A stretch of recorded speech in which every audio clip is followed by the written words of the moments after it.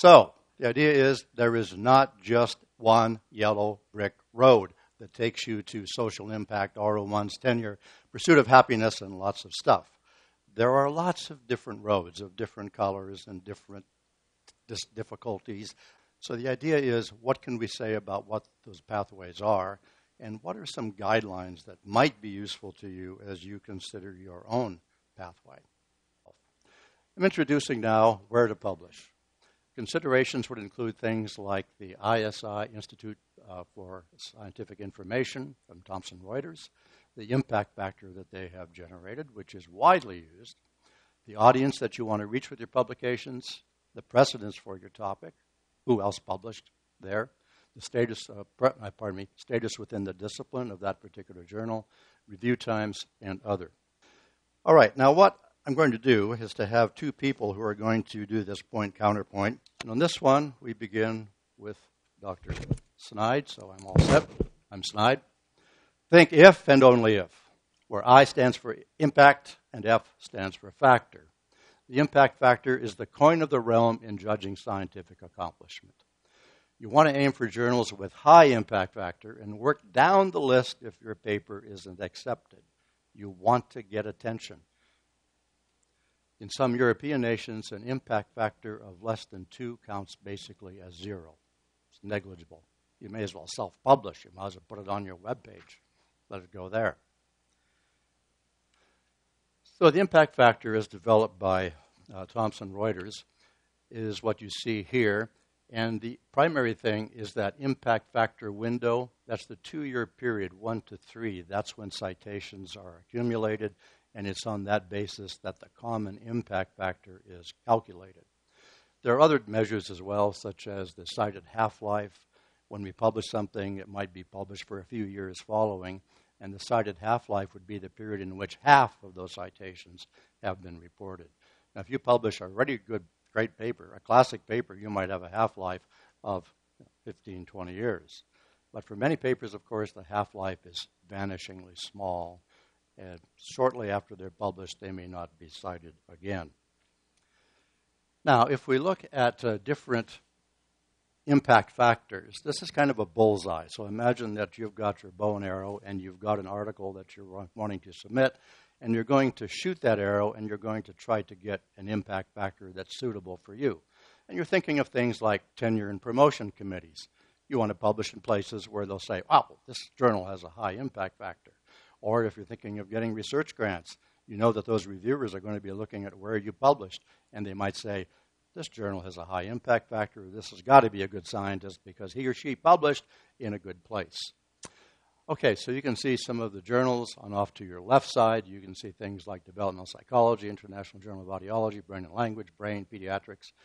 And then in the middle, you see JAMA, Nature Science. Those all enjoy impact factors of the high 20s or low 30s. 29, 30. So those are kind of the center of the high-impact world.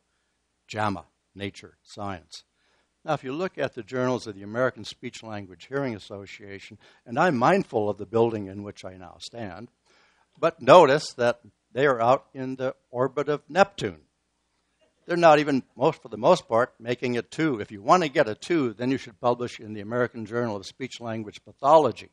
If you publish an AJA, you're almost at the point of 0. So notice that the journals of the American Speech Language Hearing Association barely get on the bullseye. Your arrow is almost off the track entirely if you aim at those journals.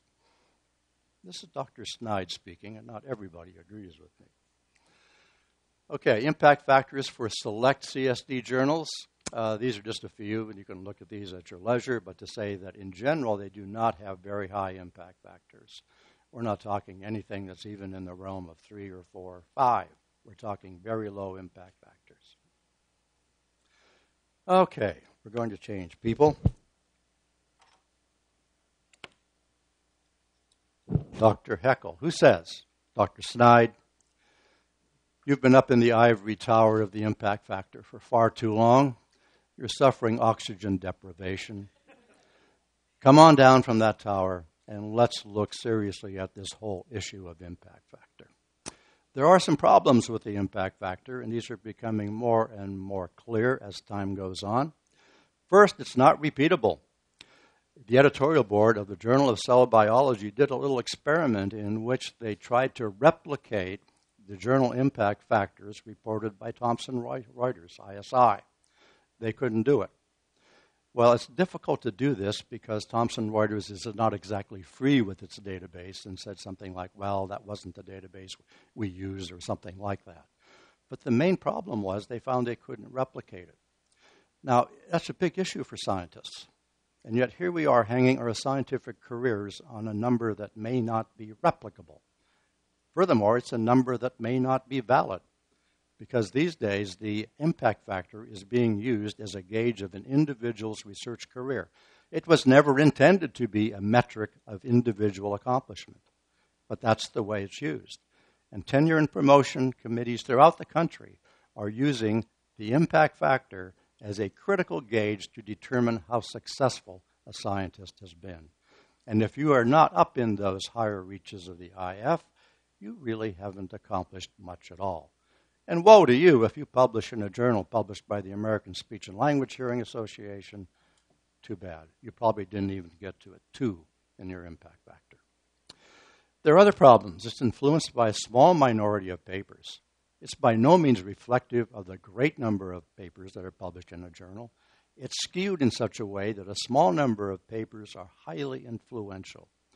It's based by based on the number of scientists in an area. So in certain areas where you have a lot of scientists working, you're going to get a high impact factor.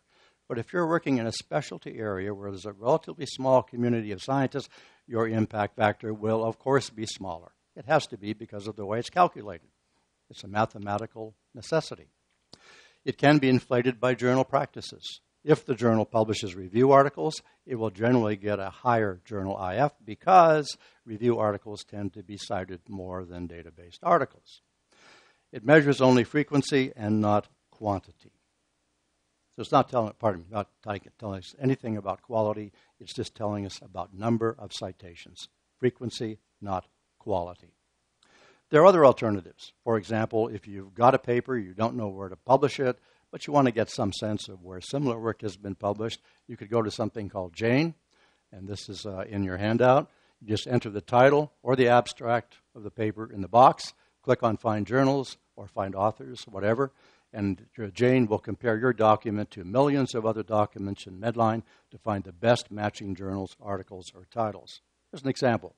So I plugged in something that's not terribly common, multiple system atrophy, and used this as the topic. And this is what it turned out. These are journals where an article bearing that subject had been published. They included Movement Disorders, Journal of Neurology, JSLHR, and so forth. And for each one, it gives you the article influence, which is calculated by Jane. And this gives you the number of times an article has been cited within 5 years of publication. So you may say, oh, I'm going to go for the biggie. I'm going to go for Brain, the Journal of Neurology, because that has an article influence of 3.67. So if you're wondering where to publish and you want to reach an audience that has looked at a journal with that topic before, and you want something that might be highly valued as a journal, Jane gives you that information. The other thing is there's a higher likelihood that these journals are going to have the right reviewers for that article because they've published in that area before. So they may have access to reviewers who are knowledgeable about that particular area. You could also look to Scopus, which offers journal metrics. This is published by Elsevier. And here you can get things like the source normalized impact per paper, which measures contextual citation, impact by weighting citations based on the total number of citations in a subject field.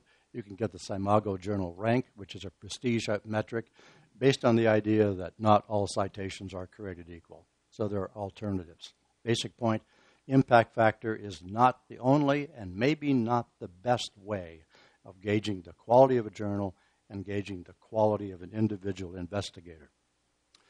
So, the recommendations coming from Homer Heckel. It's not only if, and maybe not if at all. Think outside the impact factor box. Bibliometrics and scientometrics are an evolving science, and there's a lot of art involved. There is no one metric that is suitable for every purpose. Consider other measures of impact. So when it comes time for you to approach a tenure and promotion committee, don't just report the Thomson Reuters ISI figures. Get journal data from Jane, get data from Simago and other places. Those are very important indices that indicate something about the quality of your work. The other thing you can do is to gather data on the journals where you publish, ranks and measures. For example, if you go to the webpage for JSLHR, it will tell you how it ranks within certain other major fields. And most of those rankings are quite high. So that's an important piece to be sure that the Tenure and Promotion Committee and divisional committees recognize that it is, in fact, a journal that is highly regarded. And you should also make it clear that they reflect your major research area. You're publishing there because you want to reach like-minded people, people who are interested in the same general problems. Finally, think of potential letter writers for tenure and promotion decisions. Keep them in mind, and it doesn't hurt to send your work to them to make sure that they're aware of what you're doing. What you're thinking about is creating the most agreeable environment for you when it comes time to tenure and promotion. So I have to say that Dr. Snide was totally